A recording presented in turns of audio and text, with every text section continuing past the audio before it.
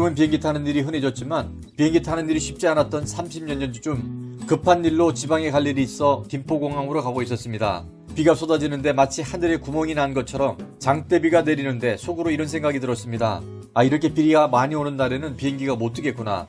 공항에 도착하자마자 데스크에 가서 물어봤습니다. 이렇게 비가 많이 오면 비행기 운행이 어렵겠죠? 대답은 전혀 달랐습니다. 아니요. 태풍처럼 강한 바람이 불거나 천둥 번개가 심하지 않다면 비가 많이 온다고 비행기 운행이 어렵진 않습니다. 정말 비가 많이 오는데도 비행기는 안전하게 이륙했고 상공을 향해 올라가는데 캄캄한 먹구름을 뚫고 구름이 오르자마자 너무도 밝은 태양이 환하게 비추고 있었습니다. 저는 지금도 30년 전의 그날을 잊을 수가 없습니다. 구름 아래는 그렇게 많은 비가 내리고 어두웠지만 그 먹구름 뒤에 한 번도 태양이 뜨지 않은 날이 없었다는 것을. 먹구름 뒤에 밝은 태양이 떠 있음을 믿었던 믿음의 사람 다윗은 시편 23편 4절이 이렇게 노래합니다. 내가 사망의 음침한 골짜기로 다닐지라도 해를 두려워하지 않을 것은 주께서 나와 함께 하심이라. 주의 지팡이와 막대기가 나를 안위하시나이다. 비록 사망의 음침한 골짜기를 다닌다 할지라도 그 어떤 해도 두려워하지 않을 수 있는 것은 주님의 지팡이와 막대기가 나를 안위하시기 때문에 구름 아래 많은 비가 쏟아지고 주변이 아무리 어둡고 무섭다 할지라도 그 구름 위에 환한 태양빛이 빛나고 있고 밝은 날이 반드시 온다는 것을 확실하게 믿었던 믿음의 사람들은 인생의 그 어떤 사망의 음침한 골짜기를 다닌다 할지라도 그 어떤 두려움도 극복해낼 수 있습니다. 갈 길을 모르는 우리에게 주의 지팡이로 내비게이션이 되어 인도해 주시고 온갖 사고와 질병과 위험으로부터 주의 막대기가 우리를 보호해 주십니다. 오늘이 비록 사망의 음침한 골짜기 같을 힘든 날이라 할지라도 여전히 우리와 함께 하시는 주님으로 인해 승리하는 삶을 살아내는 우리 모두가 되시기를 축원합니다. 할렐루야.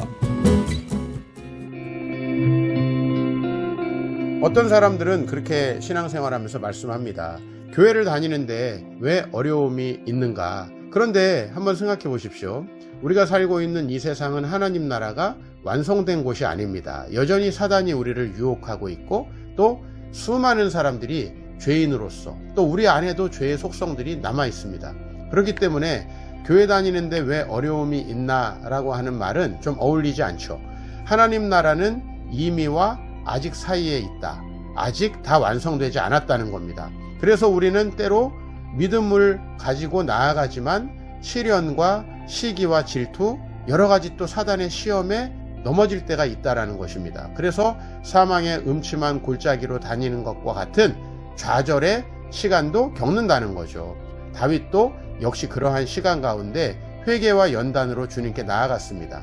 그러나 이 모든 사망의 음침한 골짜기의 경험들은 결국은 하나님 나라의 완성을 향하여 나아가는 우리의 신앙의 여정이고 우리가 하나님과 함께 있기만 하다면 그 연단이 우리를 더 온전케 한다라고 하는 것이죠. 그래서 장차 하나님의 나라가 완성되는 방향으로 우리는 계속 가게 된다라는 것입니다. 때로는 지시하고 때로는 우리를 책망하지만 우리를 하나님 나라로 가까이 하게 하는 그 일이 바로 사망의 음침한 골짜기로 표현된 것입니다. 여러분, 사망의 음침한 골짜기에 혹시 계신 분 있습니까? 하나님과 함께하면 그 모든 과정이 결국 하나님 나라의 완성의 과정으로 가게 됨을 믿으시고 승리하시기를 축복합니다.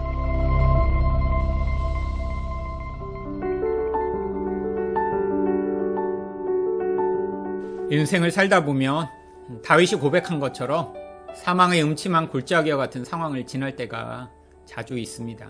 저도 과거를 돌아보면 어둡고 힘들었던 시절들이 참 많이 있었습니다. 오래전에 어떤 교회를 사임하고 새로운 사역지를 구할 때도 그랬습니다. 몇 개월간 사역지를 구하지 못하고 쉬면서 마음에는 불안함과 두려움이 가득했습니다. 그때 마침 독감에 걸려서 아주 심하게 아프기까지 했습니다. 열이 너무 심해 약을 먹어도 소용이 없더군요. 마음이 낙심한 상태에서 몸까지 아프니 너무나 비참했습니다. 마치 하나님이 저를 버리신 것 같은 느낌이 강하게 들었죠. 그런데 그때 누워있으면서 하루 종일 시편 23편으로 지은 그런 찬양 CD를 들으며 위로를 받았습니다. 겨우 몸을 추스르게 되었을 때 어떤 대학교의 기독교 동아리에서 강의를 하게 되었습니다. 강의 중간에 쉬는 시간인데 강의를 듣던 몇몇 분들이 저에게 찬양을 불러주고 싶다고 하시더군요. 알고 보니 그분들은 그 대학교의 성악과 학생들이었습니다. 그리고 찬송가를 펴더니 옛날 찬송가 437장에 있던 주 나의 목자 되시니라는 찬양을 불러주셨습니다. 시편 23편으로 지어진 찬송가였는데 이분들이 이 찬송을 불러주시는데 저는 눈물을 흘리기 시작했습니다. 이 찬양을 듣는데 하나님이 내가 너와 함께하고 있다, 두려워하지 말아라 라고 말씀하시는 것 같은 그런 은혜를 경험했습니다. 시편 23편 4절을 읽을 때면 이후에도 저는 그때가 항상 떠오릅니다. 인생의 구비구비마다 이렇게 사망의 음침한 골짜기와 같은 경우를 지날 때가 있습니다. 이때도 하나님은 우리와 함께 하시며 우리를 인도하시고 보호하십니다. 하나님이 우리가 푸른 풀밭을 지날 때만 함께 하시는 것이 아니라 이런 어두운 상황 속에서도 함께 하심을 믿음으로 두려움을 이겨내시는 여러분이 되시기를 축원드립니다.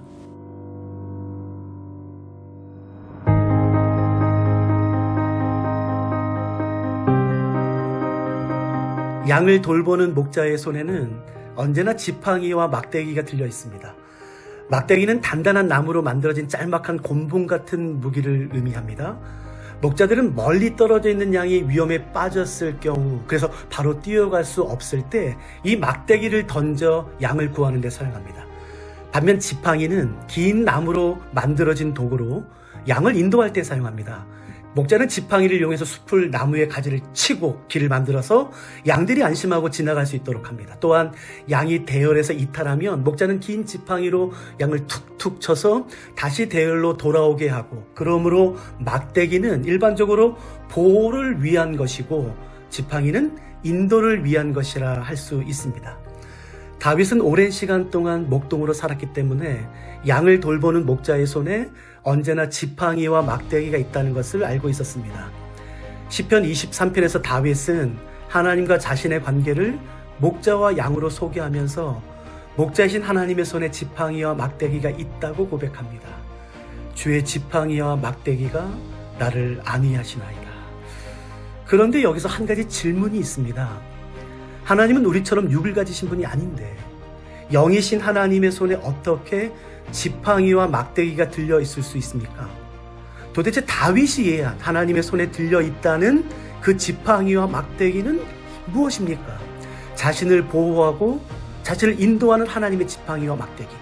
도대체 무엇이 다윗을 안위한다고 고백하는 것입니까? 다윗이 고백하는 하나님의 지팡이와 막대기는 무엇이었을까요? 제일 마지막 절인 6절에서 그 단서를 발견할 수 있습니다. 내 평생에 선하심과 인자하심이 반드시 나를 따르리니. 하나님의 선하심과 인자하심.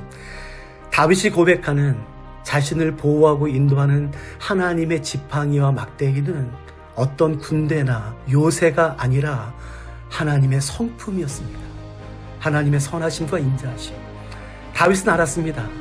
하나님이 얼마나 선하신지, 얼마나 존귀하신지, 그 인자하심이 얼마나 영원하며 그 자비가 얼마나 큰지, 자신을 결코 버리지 않으시며 실수하지 않으시고 자신을 절대로 내버려 두거나 장난치지 않으실 것이라는 것을 다윗은 알았습니다. 그래서 이렇게 고백합니다.